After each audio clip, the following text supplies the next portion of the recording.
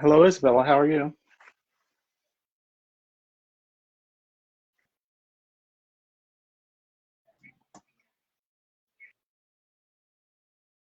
Okay.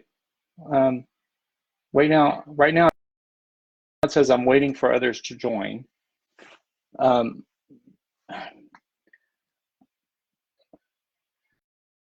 you see me? Am I on the page?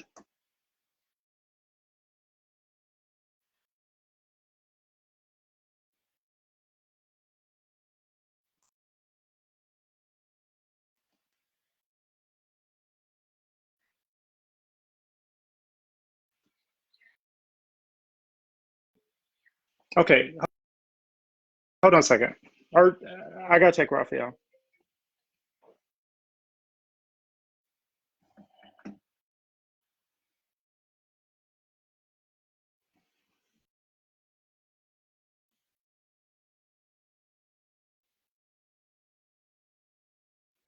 Stand by.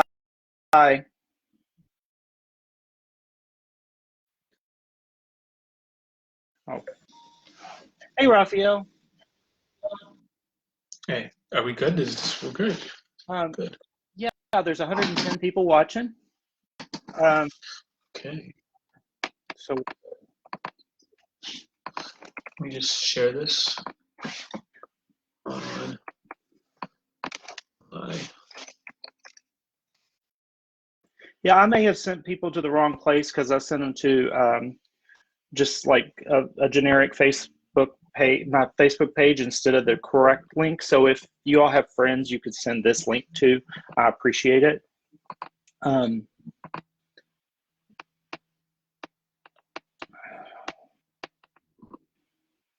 I would share it on Twitter right now, but I can't even find the link. Rafael, you're going to send out a tweet and I'll retweet it. Okay. Just want to see where we're live at. Oh. Well, we're live on my page. I can't find the link.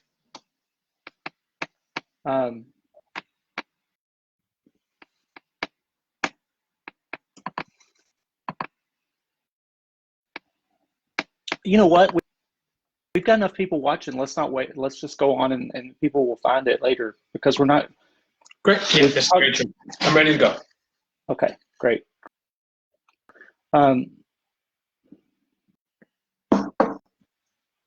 So we've got some questions. I'll just begin. My initial thoughts about today's hearing were that things went very well.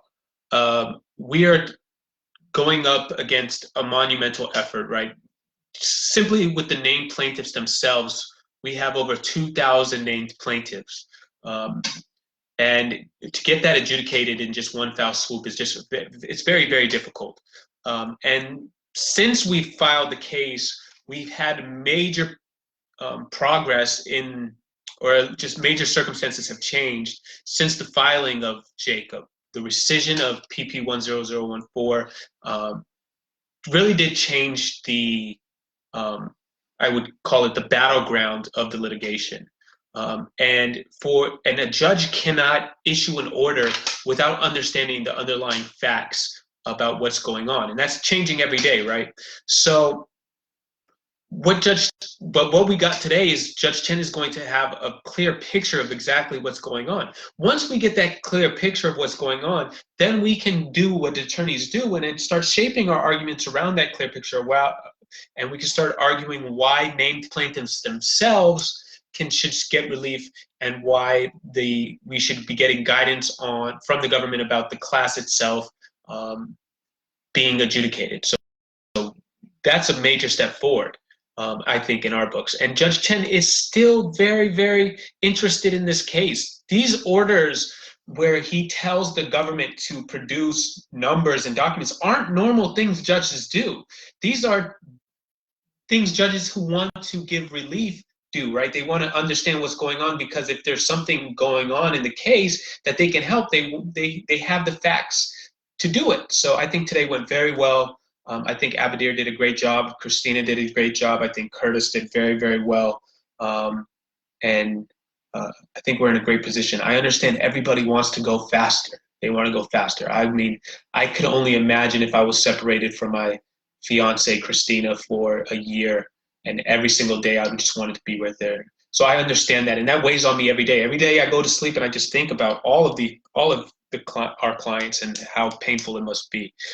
So I understand your frustration, but legal processes are not something that happen overnight. They 1 week hearings, extensions, and things like that happen all the time. They're quite frequent and is very normal. But I think we're on pace for some good outcomes in this case after today.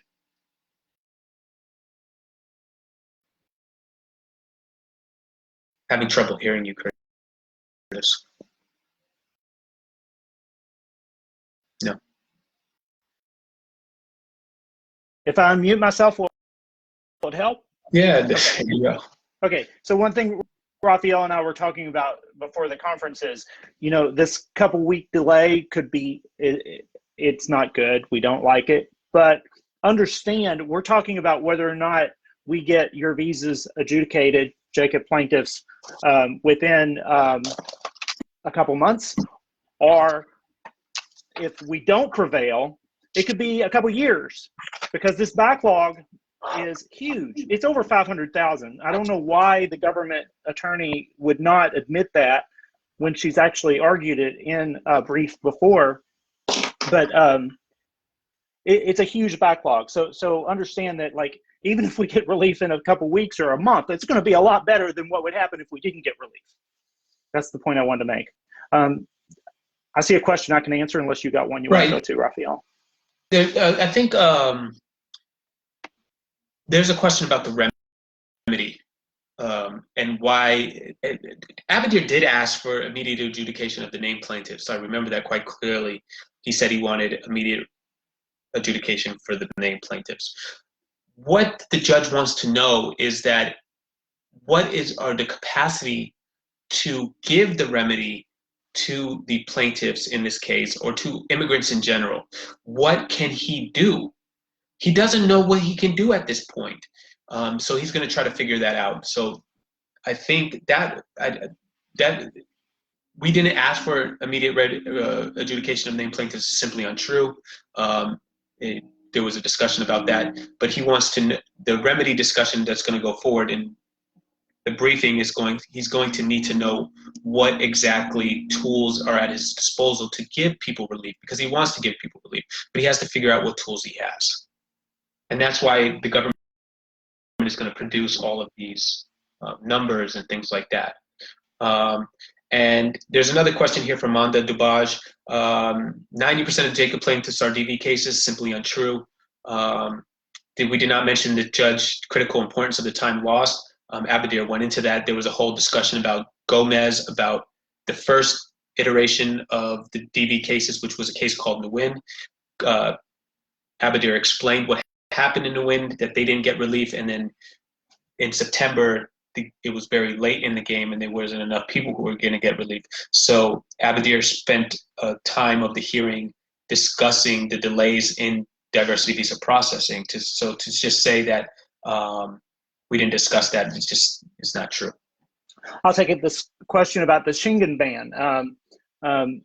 There are maybe up to 20 plaintiff families that I'm aware of that are DV 2021 that are located in areas like the Schengen area or South Africa or Brazil or China that are the way the State Department is implementing those bans is they're applying not only to entry but also issuance. So those are a barrier because of the way the government is unlawfully applying those bans. And understandably, people that are impacted by this, like I said, I think it's a couple, it's about 20 DV, and then also probably some family cases also, because not all family visa relationships are exempt in the Schengen ban. Adult children of U.S. citizens, for example, not exempt. So the Schengen issue, we're going to deal with that later, because that's putting the cart before the horse. That's only a barrier if we get rid of the primary barrier, which is the backlog. So we are aware of that. We do have a strategy. And actually, this legal team you're looking at right now is the only one that's ever solved that problem in the history of time before a federal court. That's not true. There were a couple people that copied off of us. But if you go to the Mohammed Fangjang cases in September, there's an order in the middle of September where the judge did follow-up relief to the PI order and actually said, oh, no, you can't apply the Schengen ban to issuance for the named plaintiffs in the case. So we will address that issue once we get injunctive relief, if and once we get it. Do you have a question, Phil, you want to go with? Yeah, there's the question of why you didn't say anything when judge said, what do you want for plaintiffs? And I'm just saying, we did say something. We said we wanted an adjudication of the named plaintiffs. We wanted guidance on how they were going to address the backlog. We wanted judicial oversight of the process to ensure that there was a section of the hearing where we were talking about bad actors and how the government is bad actors. And then I think that's when Kimberly began to make faces and she began to get really frustrated with us, because they're saying, what the government is saying is that we're doing something about this, and we're saying they're not doing something about it. And now the judge wants to know what exactly is going on. And what we're really asking for is them to adjudicate the visas. That's always our push. So that's always the remedy that we're seeking. The judge wants to know if he's going to be able to push that through. So we'll have to see what the government is going to produce in the in this update. I see a lot of concerns here about the class action petition, and that maybe our focus, there's an allegation here that our focus is too much on the class action petition. And I want our named plaintiffs to understand, once we were assigned to Judge Chin, we know something about Judge Chin. He's passionate about restorative justice. He wants fairness. He was not appointed because he had a corporate relationship or something. This guy, this judge is just a brilliant jurist, and he's passionate, okay, about bringing justice to as many people as he can. So we brought that as a tool. And as I clarified at the end of the status conference, I wanted to make sure that that tool was not being used against our named plaintiffs, because that would not be fair to them. And he said it was not. He said that the reason why we're putting the next hearing off until April was because of the developments with the proclamation being rescinded and uncertainty on what the government is doing about that. It was not because of the class certification petition. That was the judge clarifying that that is not causing a delay. Our focus is getting visas for our named plaintiffs. We brought that as a tool. If he wants to use it, that's great. If he doesn't, that's great. It was just a tool. There's been a question about what's going to happen at the March 11th hearing. It seems as though that Judge Chen is going to put off that hearing or just deny that motion to transfer outright. That's the sense I got from him, that motion to transfer wasn't really imperative at this point of the case, that he's going to push that off or deny it outright. So I don't think we're going to have to address the motion to transfer on March 11th. That's good news for us, right? We want to, motion to transfer will only delay the case further if it's granted and we go to DC, and if it's denied or put out, that's only in our favor. Omar is a DV 2021 plaintiff and asked if he could contact the embassy because he has U.S. relatives, even though his number is not current. We don't think that there's any reason for a DV 2021 selectee to be bothering the embassy or KCC right now, because you don't have a legal right to have your visa adjudicated until your number is current. So in that case where your case is not current, just sit in your seat. The visa bulletin changes every month. When your case is current, you're good to go, and we'll be there to help you.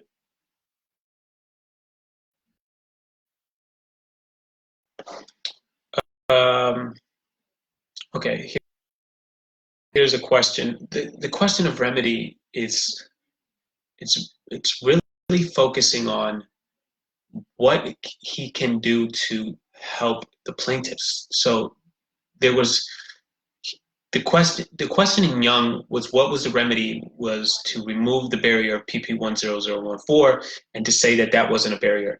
PP 10014 isn't around right now, so the remedy for the plaintiffs has to change based on the guidance that the government is doing. Nobody knows what they have done yet, and we're going to figure that out in a week. And then once we get that, we can craft a remedy around that. And that's what Judge Chen is saying. We need to understand what is happening on the ground right now so we can craft the remedy around that. So if that's why there was a point in the hearing, a point of contention between us and Judge Chen about the remedy, because Judge Chen doesn't quite know what's going on. We're saying there's no adjudication is going on, and Christina was very good at explaining that today, that when she calls MVC and when the embassies respond to her that there's no time frame of adjudication. But Judge Chen wants to hear but Kimberly then responds saying we are doing something. So Judge Chen wants to put that in writing and with facts and details and numbers about exactly what they're doing. That's only going to benefit us, and it's going to help us craft the remedy. Someone asked, fiscal year ends September 30th for DV 2021.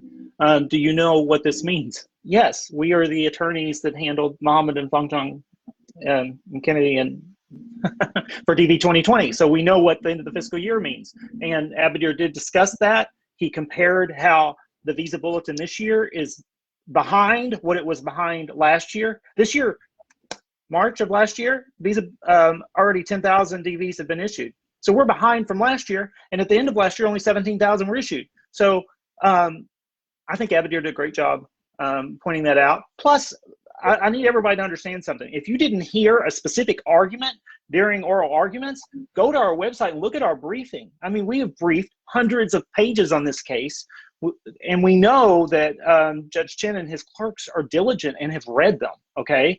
So if you think we haven't presented an argument, before you make that allegation, go to my website, Jacob V. Trump page, and read the briefings.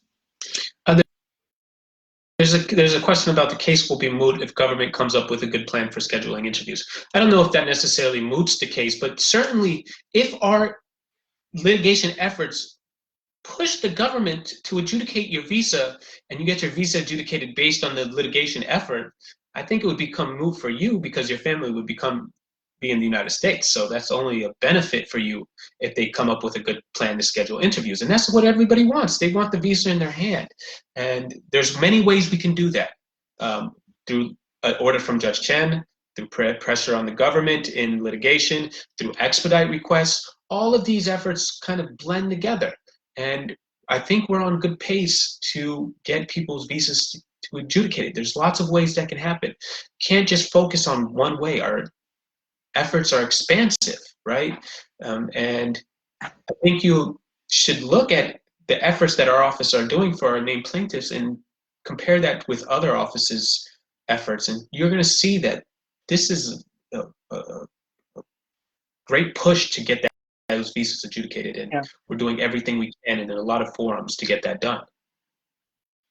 Some of our plaintiffs are asking about the expedite request. What's our plan for the expedite request? Why haven't we given everybody an expedite request? Okay, it's important to understand that we do not make the decisions on the expedite request. Consular officers make those decisions, and they make them on their discretion. And the ones that they're most likely to grant, the bar is high. The ones they're most likely to grant are the ones that are submitted with authentic emergencies that are documented. You're dying.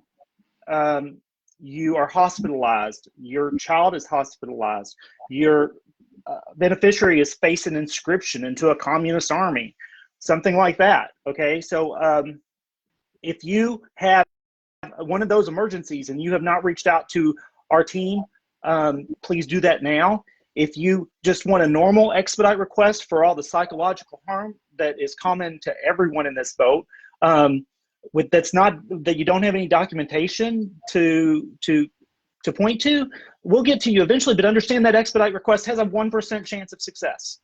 I mean, it's just very unlikely that defendants are going to expedite a visa application appointment that does not have a compelling reason above the ones that do have compelling emergencies, because they're doing so few adjudications right now, okay? So that's why it's important for us to focus on getting the court order, but we do have a team working on expedite request as well, okay? And everybody keeps saying, I want my visa before April 15th.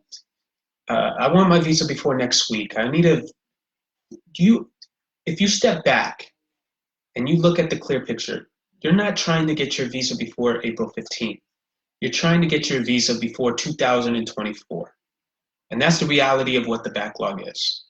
The reality of the backlog is that if we don't get a push by the State Department or by Judge Chen or by our office to get these visas adjudicated, the backlog is going to only grow, and we're looking at years-long wait. So if we can have some patience on the front end, you will pay dividends, and you're going to see that. You have to understand how badly the immigration system was broken by Donald Trump. So this isn't you can't look at it as we needed it in a matter of days.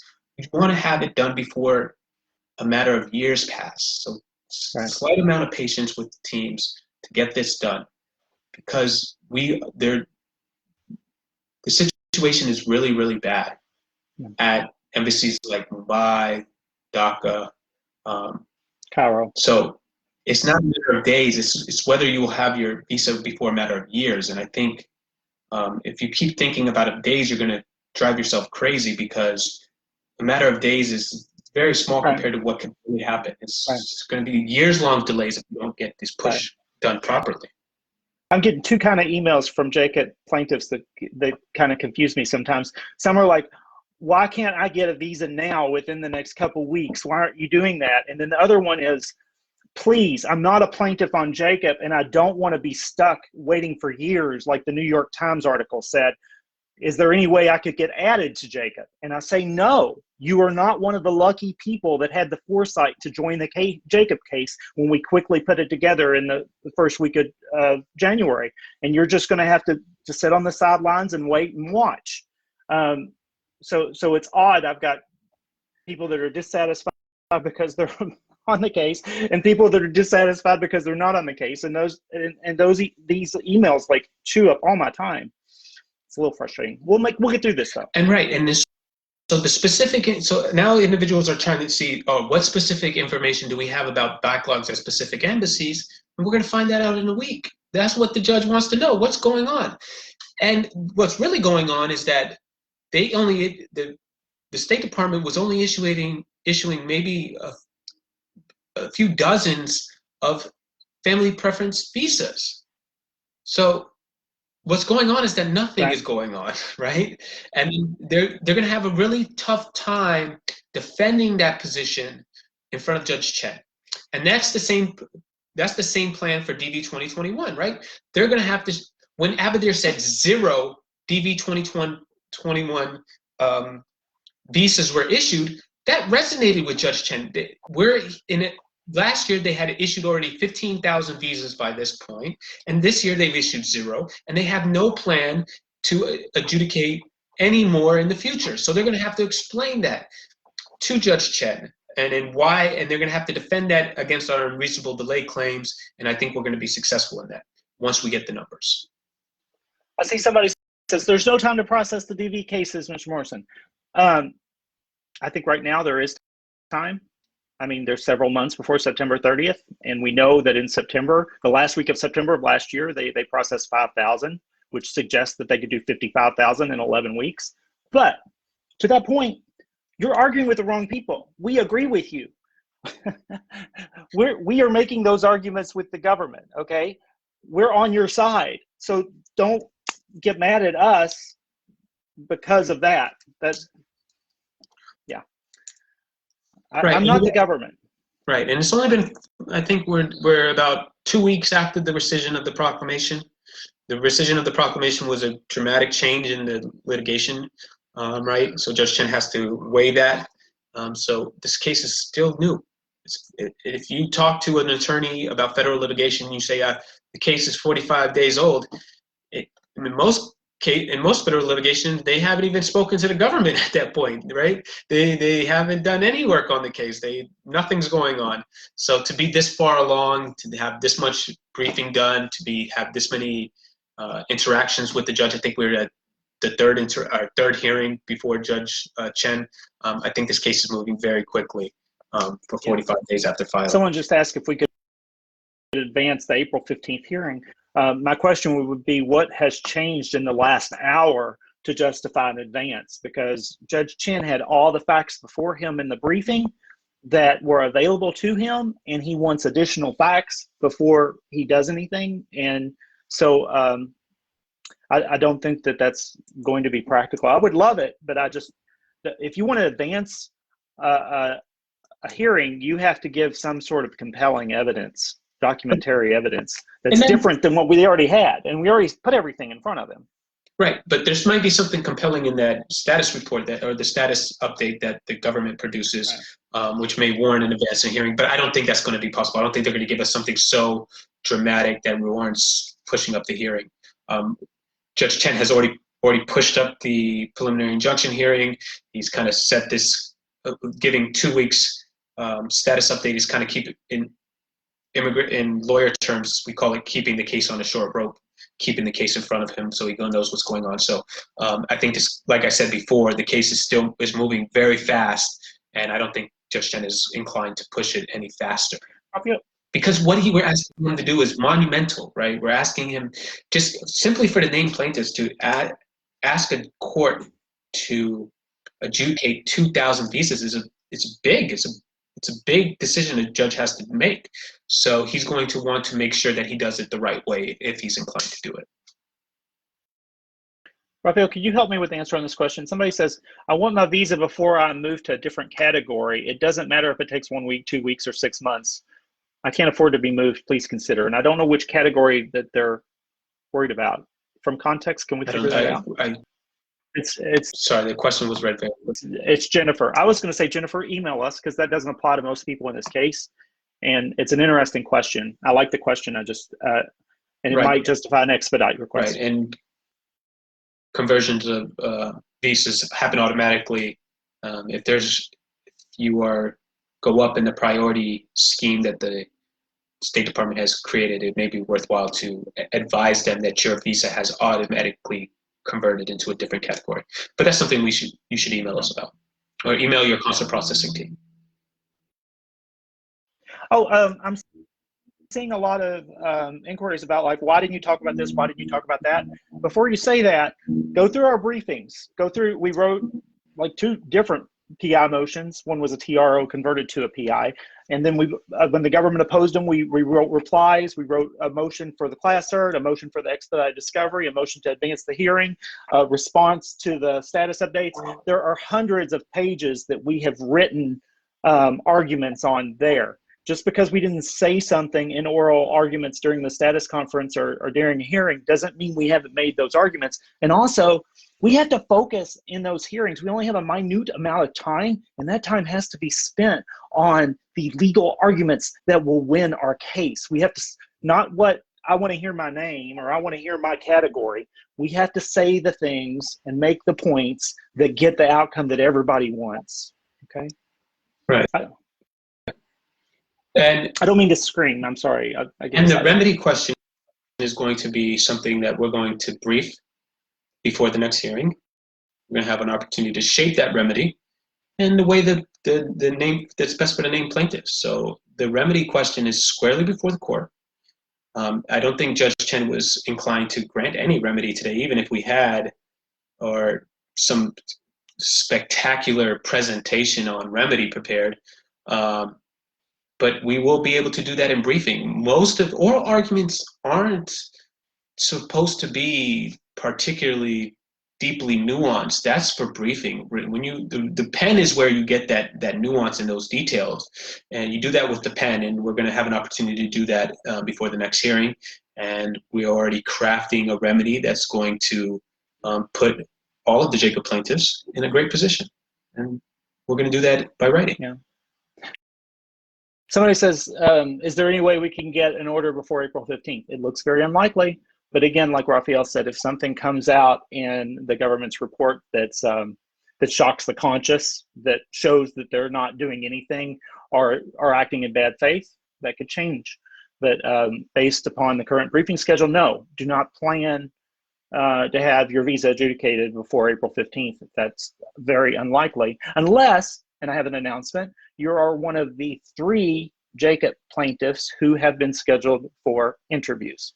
2,200 plaintiffs, over 900 families. 3, they're not DV. 3 have been scheduled for interviews. I think the lawsuit itself, I think that's going to change in the coming weeks. I think the lawsuit itself is going to put pressure on the government to show that it's working. So usually in our cases, they begin to adjudicate visas. So I think the push itself is going to see some plaintiffs get scheduled for interviews, because when they have to write that down, that if they have to write down 0 or only 3 of the 2,000 plaintiffs have been scheduled, that doesn't look too good. They're going to want to beef up their numbers. So we're going to see some movement here soon. Yes, I agree. They will want to show some movement to the court. Omar says, what's the benefit we had from Jacob case? I don't think the judge has issued an order on the preliminary injunctive relief yet, so that's premature. That question, you have not had a benefit yet. Well, the benefit is that so you need to wait on that. Representing your issues. If you were not a part of the Jacob case, you wouldn't have our representation and anybody fighting for you. We're fighting for you every single day. So to just say, oh, there's no benefit or we haven't done anything, just belies the fact that my office is working hard for you every single day. And PP 10014 was not rescinded because they wanted to rescind it. There was an article in the Washington Post and the New York Times, every media outlet across the board, that was based upon this litigation that revealed the backlog and put pressure on the administration. So the Jacob case itself played a huge role in the administration rescinding the proclamation. So yes, you did benefit. We have 223 questions. Wow, lots of interest today.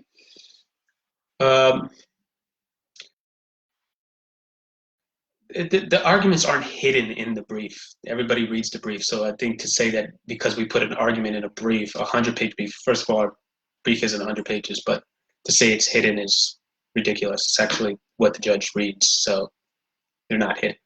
Okay. And you can go and find it right now, so they're not hidden at all. And if you look at his orders, he quotes from the briefs, not from oral arguments. That's what judges do. And when the judge and his staff are sitting around discussing a case and what they're going to do, they're usually looking at briefs and oral arguments. You forget a lot of things about oral arguments, but the brief is always in front of you. So you look back to the brief. But oral arguments are very important, and I think we did very well today. I didn't come out of that hearing feeling defeated at all. Mara asked, I didn't either. I thought it went as good as it could have. Although, yes, April is far. There's just nothing we can do about that now. Mara asked if a Jacob plaintiff got their visa before the next conference with Judge Chin, should we still pay the remaining? The answer is yes. You do. You're still responsible for the terms of the retainer agreement. Let me scroll down a little bit here. There's some people are asking questions about DV 2020 litigation, and we'll do another Facebook Live for that in a few days. So people are talking about what's our position going forward. Our position going forward is that the government is not actually adjudicating visas, and there's still policies in place that are unlawful that are preventing that adjudication. That's our first position. Our second position is that the prior policies were in fact unlawful, and they have to, because they were unlawful, they have to remedy the harm that were caused by those policies. So that's going to be our position going forward, and then how they remedy those is to get an adjudication of the visas. That's our position, right? So that's where we are. Yes, Curtis, you can go. I don't know. You've already said this. This thing where people are saying you didn't ask for the remedy, I don't understand, because I heard Abadir explicitly say we want the adjudication of the visas, and it's all over our briefs, and it's presumed. It's why we're there. So I don't know what started that. We didn't ask for the remedy. Right, and I challenge the person who keeps repeating that in the group chat to order the transcript themselves, and if they can, after they read it, and they can show me that we didn't ask for remedy, you win the bet. But it's there. Yeah, I'm going to order the transcript. Yeah. Yeah. Oh, I love this question. What if the petitioner becomes a U.S. citizen during this lawsuit? Currently, she is an LPR. That's happened maybe about 5 or 10 times so far. And that is such an important question because the Proclamation 10014 is no longer a barrier for you, but it's no longer a barrier for anyone. But guess what? Your visa application is still unreasonably delayed, and that's what this lawsuit is about now. So you have an opportunity as a U.S. citizen petitioning your beneficiary to benefit from any injunctive relief we get from Judge Chen that orders the adjudication of visas or has his oversight. You want to stay in this case because you want to benefit from that and not be pushed into the sea of 500,000 documentarily qualified visa applicants just in the family-based category. It's probably 700,000 if you count all the other categories, waiting for visas. You don't want to be in that pool because some of those people are not going to get visas this year. Some of those people are not going to get visas next year. I mean, that backlog is huge. On a normal year, State Department issues 1 million visas. Most of those are non-immigrant visas, like visitor visas, so they don't even count. Like ESTA, how many, just a tourist visa, there's no paperwork really for that compared to an immigrant visa. So if you're talking about a number of 500,000 in a backlog, they're not going to be able to clear that out in 1 year, especially they're half-staffed right now. Pompeo, Rex Tillerson before them, they stripped the State Department of staffing. Consulates do not have near the staffing that they had before, like back in the Obama administration. If you want to see what I'm saying, go to the Facebook page and for consular services, they're hiring. Okay, it takes a year to train a consular officer, so it will be a while before you see them in the consulates. But yeah.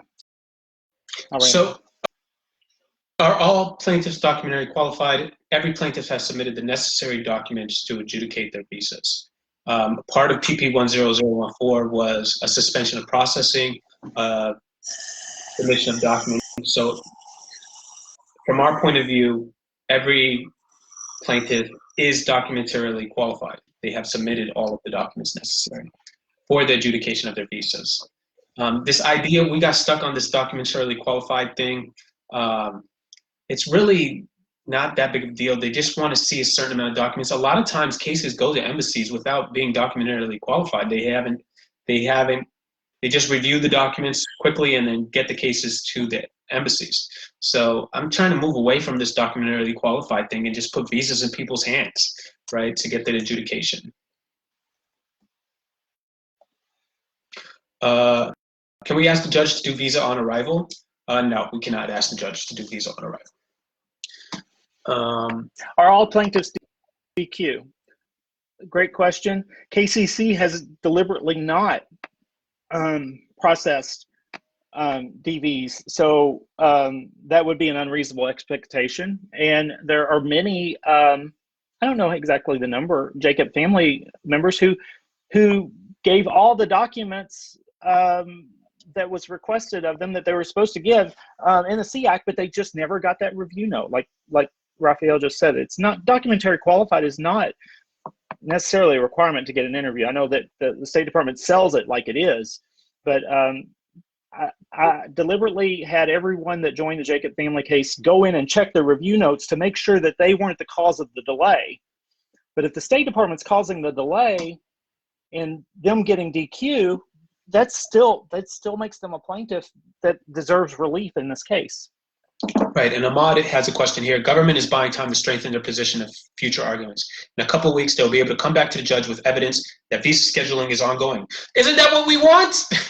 We want them to schedule visas. Right. So if they come back with visas interviews scheduled, you win. You don't. What do you care if Judge 10 orders it or not if you get your visa, right? Right. The whole point is for your family to get here. So if they get the visa in their hand, if they schedule your visa interview, right, you win. End story. That's what winning is. And you'll remember in our complaint, in our amended complaint too, we listed your visa case number. There is a reason. Kimberly can go back to her client and they can pick and choose, and they will try to impress the government. They will try to impress, not the government, the judge, the court, with visas that have been adjudicated. So you can expect that they will choose from amongst the plaintiffs in this case to do that.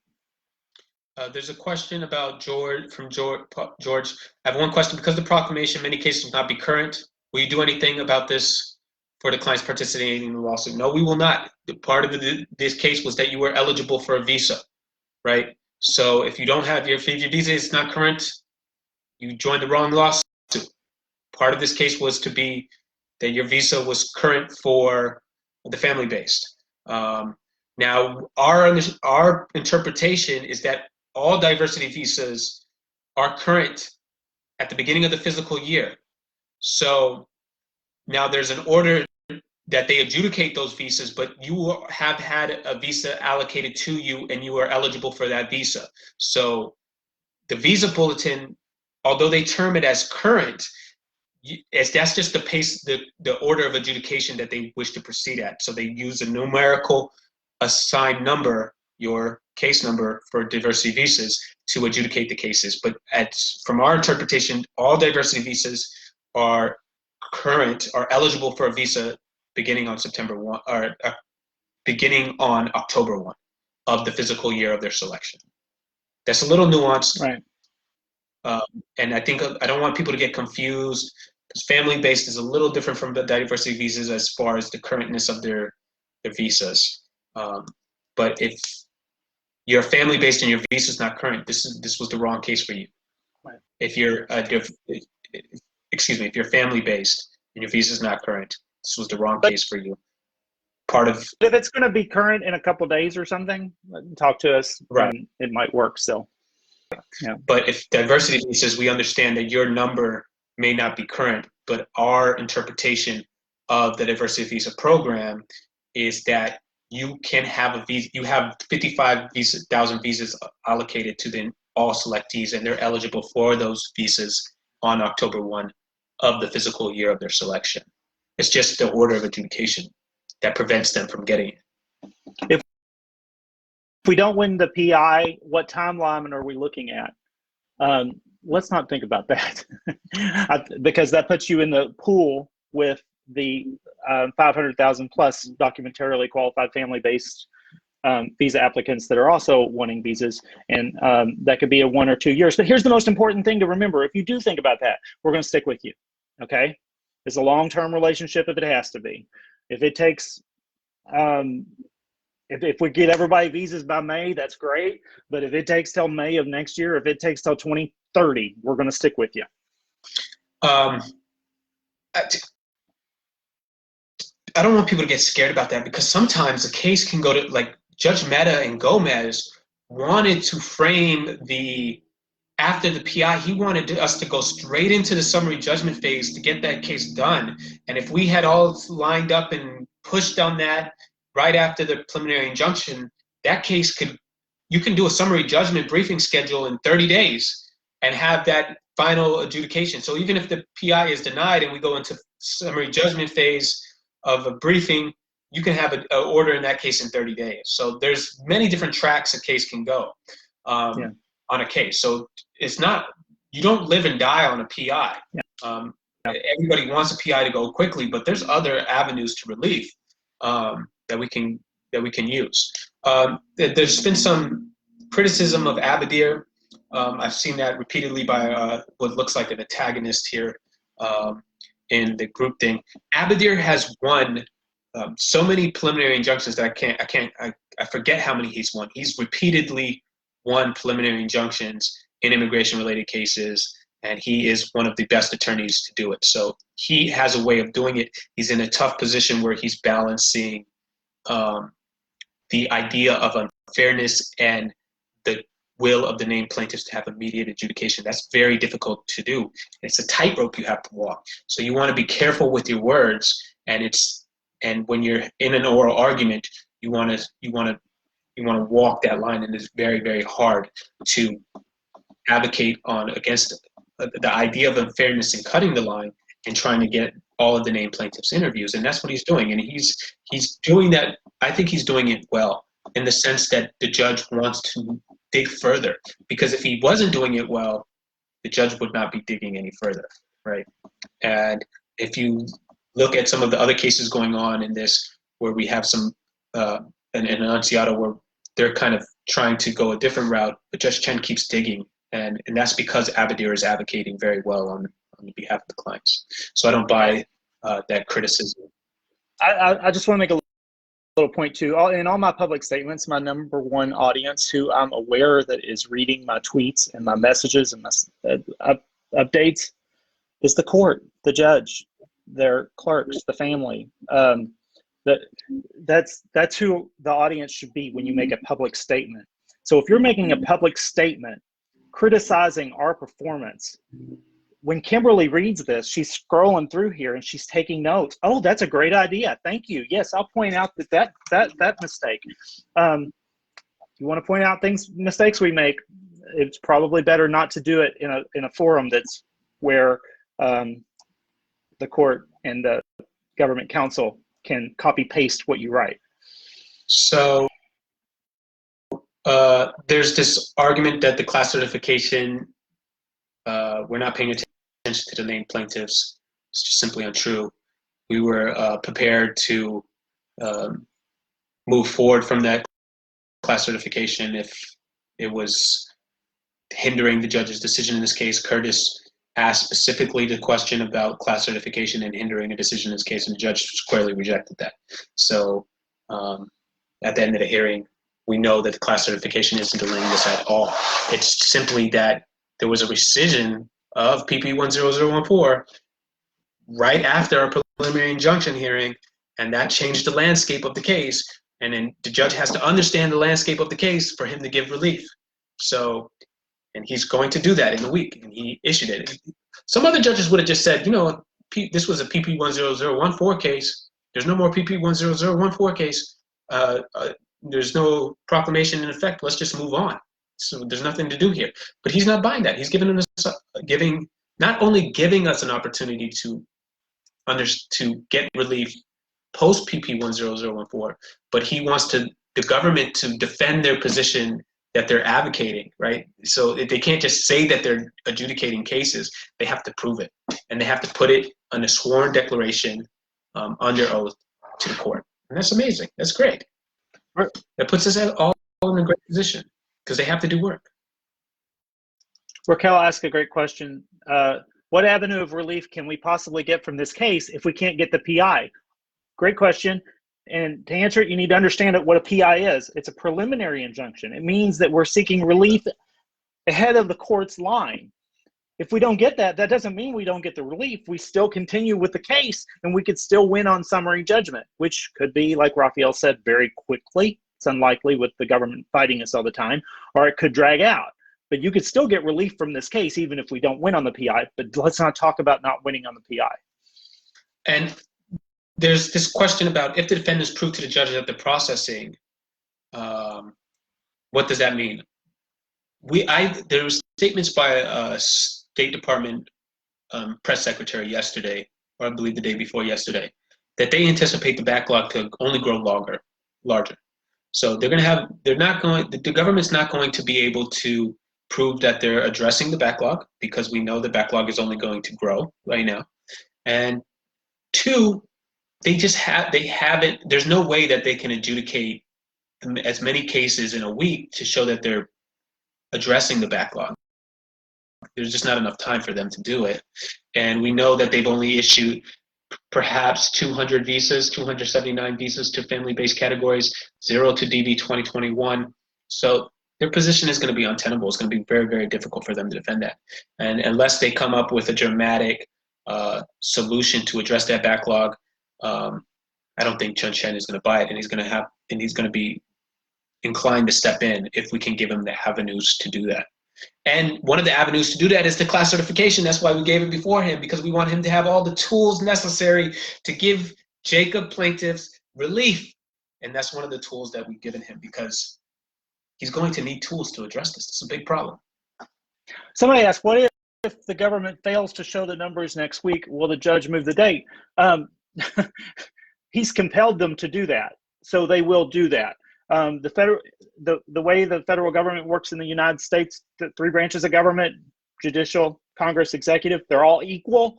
And basically the executive branch cannot ignore the judicial branch. Andrew Jackson did it like during the genocide of Native Americans in 1860 or something, but that's the last time it happened.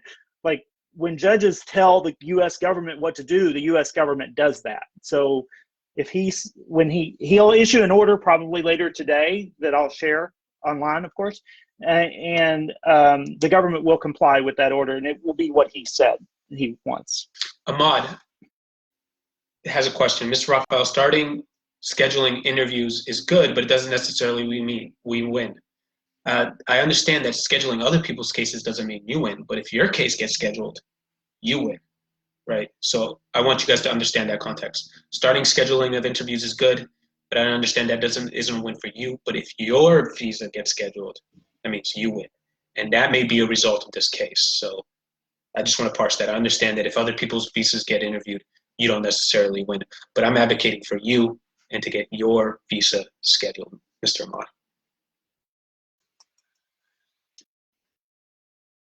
What if the government shows only IR and CR category and no LPR category? I think that's going to make them look very bad. And I think that's going to be very helpful to us.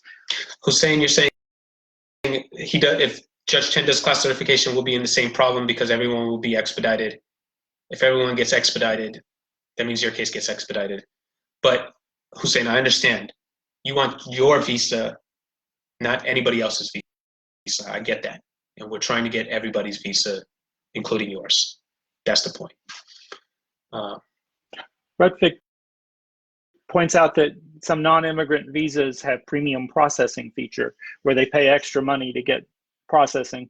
That's partly because the U.S. is capitalist, and even the Immigration and Nationality Act gives sort of like preferences for businesses that families don't get.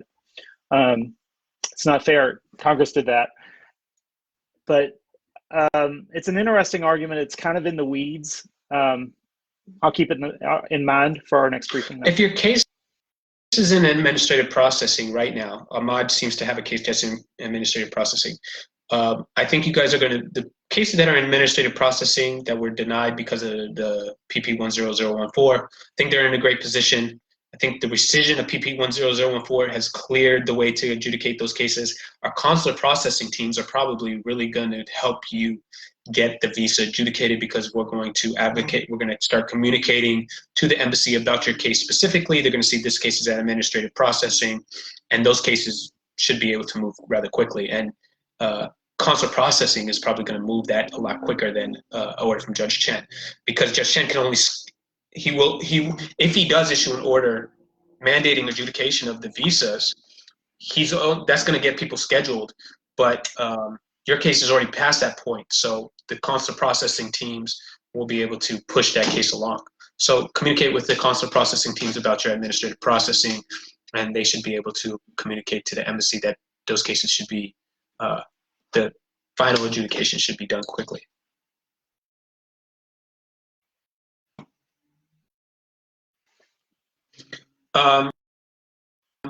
There's a question about the class certification from DV 2021 and the intersect between what's going on in Judge Seaborg's courtroom with the Nunziato case.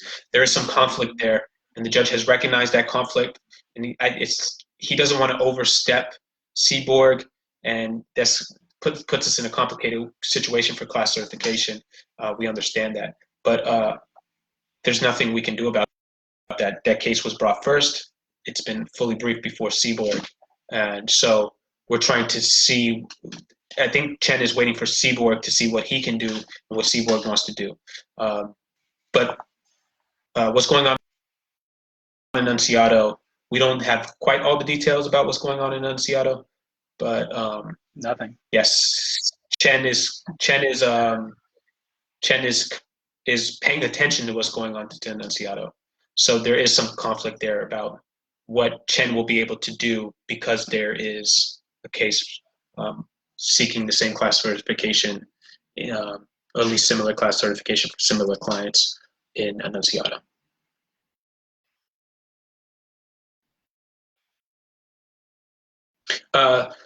Margarita has another question about DV 2021s. There's no time to process even half of 55,000 visas. We know time's running out. That's why we're in court. But if we get an order from the judge saying they got to do it, then they got to do it. And the fact that we have this case before the court gives us an opportunity to preserve visas. If we start getting up against the September 30th deadline and visas aren't adjudicated, we can get an order from Jen preserving visas. And I think Jen would be very, very generous in preserving visas if it comes up to that time.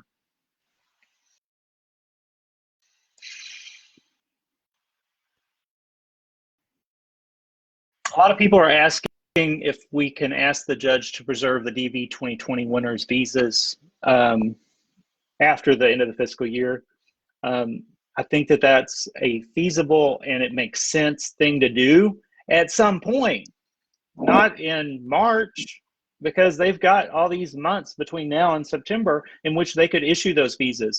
I know it seems like 55,000 visas is an incredible amount of visas, but they usually do 1 million a year visas. So it's actually a negligible number of visas of the total number of visas. And if they want to wait till the last couple months to do them all, we're going to make them do it. But if not, if that doesn't work out that way, we're going to ask for that. It just doesn't make sense to ask for it now. In the Wynn case last year in the DC, they did ask for it in April and they lost. So you don't want to ask prematurely for relief. Right. And I think we've answered a lot of the questions here. And kind of getting a little repetitive. So I just want people to understand that there's a lot happening in this case. To produce numbers within 7 days is fast. To have this follow-up hearing, everything the consular processing teams are doing. We are moving cases along very, very quickly. This case is 45 days old. A little patience will be greatly appreciated, and we have your best interests at heart. We do. I will address Ahmad's question since he's asked it, I think, many times. What about the people who filled the retainer, paid the fees? Can you force the lawyer to prioritize plaintiff's administrative processing? No, I cannot force Kimberly to do that. Plus, she's not the one that does it. Her client does. The only person that can compel her client to do something is the judge. I can't force Kimberly to do something that the State Department has to do. We have to rely on the judge to do that if he chooses to do that in his time frame, okay? So that's how it works. We need to be patient and respectful of the judge. He will make the best decision if he makes it on the most amount of information that's accurate. So I have a feeling that when the State Department gives them information in the coming report, it's going to be to our benefit. I agree.